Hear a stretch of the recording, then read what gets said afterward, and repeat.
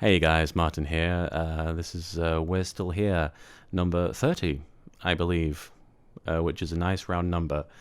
And it's also a nice thing that you're here with me because I had a bit of a stressful weekend. And not just stressful, but kind of rough, just all round. A lot of things went wrong. Some things went right. A lot of things went wrong, unfortunately. And I was very worried going into it. I'm probably not going to do a "This is what makes me happy" segment for this one, just because not only do I not have one off the cuff, I don't have one ready, but I also don't have time right now because I'm going to my therapist in about an hour, so I don't want to risk missing that. That would be bad. But I'm going to have a lot to talk to him about, but I have a lot to talk to you about, specifically relating to, as the title will tell you, Youmacon 2015. And a lot of you may have been there, and I'm sure a lot of you weren't, but I'm sure some of you are watching this specifically because you want to hear my side of the convention and, whether I had a good time and whether I remember you or not. I get asked a lot at these shows whether I remember people, and that's it's frustrating that I can't always remember everybody, but trust me that those of you who came and talked to me, not just about, depression or We're Still Here, but about just things in general, the fact that you took the time to talk to me means the world. I say that a lot, but it does. The fact that you took the time to talk to another human being is really, really great. You didn't do it to disparage someone. You didn't do it to, to have a joke at someone's expense. You just did it because you wanted to talk to somebody. And those of you who just came by to say hey, thank you. It was good to see all of you.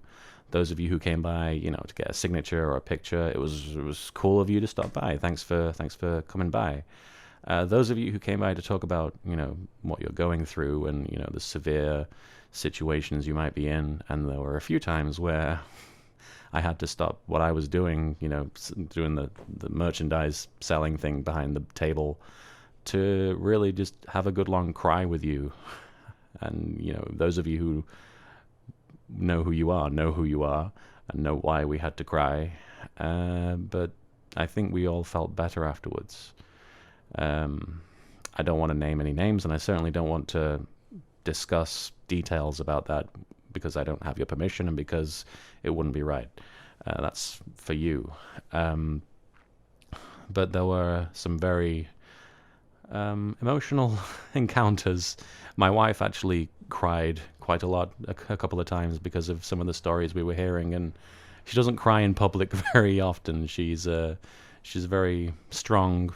It's not that she's not emotional, it's just that she doesn't show it that often in front of complete strangers, but this weekend she really did, and it's kind of crazy that happened. But I'm also glad that it happened because, I think we both kind of needed it.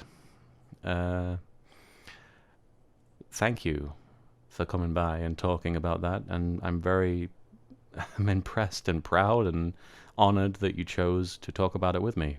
It's difficult. It's really difficult, and I'm saying this as somebody who talks about, depression on a semi-weekly basis as often as I can.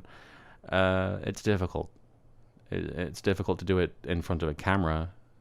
It's even more difficult to do it with my therapist, just because, it's another human being. But I have the benefit of having the fact that, he's not a friend of mine. He's just a person who's there to listen to me. It's probably infinitely harder to do it to somebody you maybe admire or look up to, or even just somebody who you're like, he probably doesn't want to hear what I'm going through. But I that's not the case at all. I want you to feel like you can talk to me about anything. But, it's, like I said, way harder to do what you do than to do what I do. So don't forget that. Don't forget those of you who came by and wanted to get some stuff off your chest. Whatever I do doesn't even cover what you've done. Like, you're so strong, and whether it ended in tears or whether it ended in laughter, it meant the same as any other gesture anybody has ever done. It's you opened yourself up to another human being, and you were very vulnerable in that moment, and I can't explain in words how amazing that is. So thank you for that, and yeah, thank you for putting shedding a light onto what was a kind of a dark weekend for me. I definitely wasn't looking forward to Youmacon. It was weighing very heavily on me. I don't know how much I discussed this in previous episodes, but I specifically said out loud numerous times to people that I know and that I'm close to, I don't want to go. I just don't want to face, I don't think I'm ready to face the number of people and the specific people that I would see there in the state that I'm in. Because it's hard to face, it's hard to face crowds of people for me, even when I'm not in a state. But it's even harder for me to face my friends. And there are a lot of very close friends of mine there. And I don't want them to have to deal with my baggage, which obviously is a wrong way of thinking. It doesn't make sense. Friends want to be there. A good friend will want to be there for you in that situation, but I don't want them to have to be. And yeah, Youmacon was like, that's it. Imagine trying to talk to a friend about what you're going through, if you are going through something, and multiply it by like 100. And that's how difficult it was for me to even consider going. But I did go, and ultimately it was the right thing to do, just for me and my wife and the life we want to have. But I struggled. I struggled a great deal with a lot of things. Not just the fact that there was some lack of coordination from the staff, and I don't want to call attention to that in this video. It's not the place to do it. There was some mishaps, on the part of the the organization, but all I did was add to my stress. It didn't make me, it didn't break me. It didn't cause me to, that wasn't the problem, is what I'm saying. Yeah, I wasn't worried about going to Youmacon because I knew things would go wrong, from an organizational standpoint. I knew that would probably happen. It happens all the time. That was background noise to what I was really going through emotionally. It's hard, like I've said, it's hard for me to talk to people. It's hard for me to talk to people I've never met. It's hard for me to talk to people I have met who want to see how I'm doing, and I don't know how to tell them, half the time. Because there are a lot of people who came up to me and said, "Oh, you look like you're doing better," and that was a nice feeling, that's good to hear, whether it's true or not. And in some regards it is. I'm recovered from my colitis a great deal, and my depression obviously isn't nearly as severe as it was. So for people to notice that was definitely a positive thing. But there are people who just want to know an update, and I don't know what to tell them sometimes at this point. I want to tell them that I'm okay, but I don't know if I'm lying when I say that, or if I'm just, misrepresenting my actual feelings. I don't know what the words "I'm okay" mean right now. I don't know if that makes any sense, which is why I'm so frustrated by it. But that's something I, had to deal with a lot over the weekend, was talking about my depression, and having to explain multiple times, from the beginning what I was going through. Because there were some people who had heard that I was dealing with some stuff, and they were like, I'm just a lot of people were just happy I was there, period, because they didn't know if I'd be able to make it. Which, yeah, that means a lot, because if my just being there affects their experience to that degree, that's incredible. It's weird to mean something like that to somebody you don't really know that well, but I don't know what to tell them a lot of the time. I don't know what to tell myself a lot of the time. So to be put in that position, and it's nobody's fault that I'm feeling that way or that I'm feeling like I'm being put into an awkward position, but I'm still in that position. So to be there as often and frequently as I was this past weekend was rough. And there was a time on the Saturday morning when it was before my panel, my first Q&A, where I was like, wow, I realized I hadn't really done a Q&A for a good long while. I'd sort of taken a break from conventions because of the hospital stay and everything, and I'd sort of, I guess, acclimated towards just being, in not so stressful circumstances. I just sort of, I was okay being on my own and not having to do that. But knowing that I was going to have to go out in front of a large crowd of people and talk was definitely an issue I was dealing with. And there were a lot of people at the convention on the Saturday coming by, and it was a long day. And I just kind of had a breakdown. I don't know how many people saw me crying in the booth, or how many people saw me, get up and leave. I'm probably making it sound way worse than it was. It was difficult for me. I tried taking a break for lunch, and there's something about eating a sandwich, in the middle of a busy dealer's hall where people are just standing there staring at you and waiting for you to finish so that they can talk to you. It's weird. It's like being in a zoo, I guess. And that sounds rude because I'm obviously not a zoo animal. I'm there to meet people. I'm happy to do that. I'm happy to meet people. I don't want to give anybody the impression that I'm, that made me upset. But it was just a lot of pressure. And I told Mariana, who was in the booth with me, that I felt very overwhelmed, and she could tell I was upset just because I was starting to cry a lot. And she told me I should take a break. And my good friend Katie, who I've talked about in a previous We're Still Here, she helped me into an area where, it was cut off from the rest of the dealer's room, and I was behind a curtain so I could finish my sandwich in peace and have a good long cry.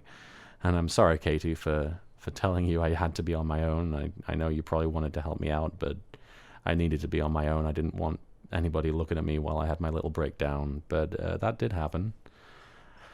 I cried for a good long 20 minutes, and it was not long before my panel, so I was like freaking out doubly, because it was like every minute that passed I was going to have to cope with the fact that I might be not emotionally prepared for that. I might go on stage and be like, oh, do you mind if I cry during this whole hour-long presentation? No, they wouldn't have enjoyed that.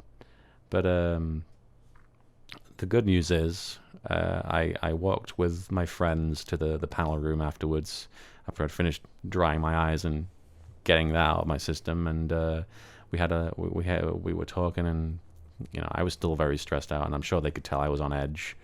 But I went on the panel with my good friends Jesse Nowak, who was in one of the previous We're Still Here's, and Michael Hecht, One Kids Entertainment, the editor for Yu-Gi-Oh! Abridged, and we did a Q&A, and something about it lifted my spirits like you'd never believe. I never really considered myself one for public speaking in general, but sometimes when I'm on a panel, I can feel the positivity from the crowd, and that's really uplifting, and I try and give that back, and you can feel them receiving and responding in kind. And that was one of those times I felt like we had like a little symbiotic, positivity thing going on. It was like, I would tell a joke and people would laugh, and then, they'd ask a question, and obviously that's how a Q&A goes usually, but it felt like it was going really well. And I want to thank everybody who was in that crowd for that, because you really lifted me up out of a really bad, episode I was going through. And all I can hope is that I helped and made you laugh for an hour, and maybe it helped your day, pick your day up and do even half of what you did for me. But I was not in a good way, and you helped me a lot. And you've always helped me. I don't know how else to say thank you.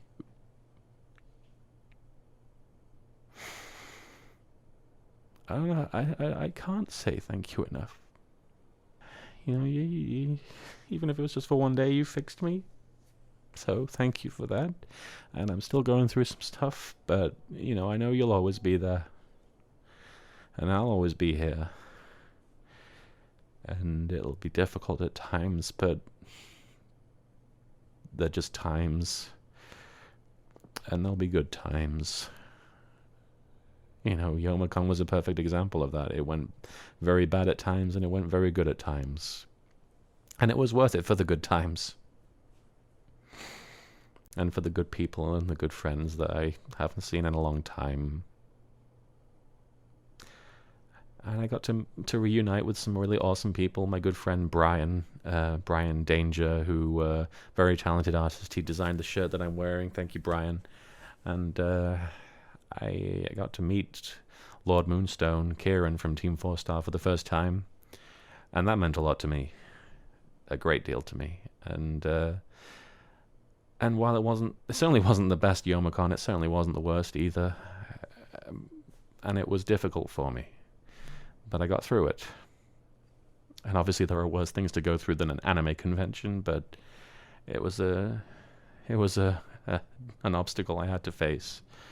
And I did. And I like to think that I overcame it. Who knows? I'm crying right now, so who knows? I might not have. But I'm also smiling. And that's what'll remain. So, whoever you are listening to this, I'm smiling for you. And I hope one day that you'll be able to do the same for me or anybody else. For you more than anything. So right now I'm okay. I'm going to see my therapist in like 20 minutes. And I'll probably cry even more, but I'll come back and I'll feel okay. And I'll have Thai food for lunch, because screw it. And I know this doesn't really cover a specific thing on depression, but it was something that I was going through. It's something I wanted to talk about. So there it is. You have it right there. It's logged. It's done. You can move on. And I hope whatever you're going through right now, that you can overcome it too. And remember that you can't give up. You win in every other situation. You know, you may feel like you're losing, but the only way to lose is by giving up. And we can't give up. We can fight through this. No matter how overwhelming it feels. And it feels bloody overwhelming right now. But we're good. Thank you for listening.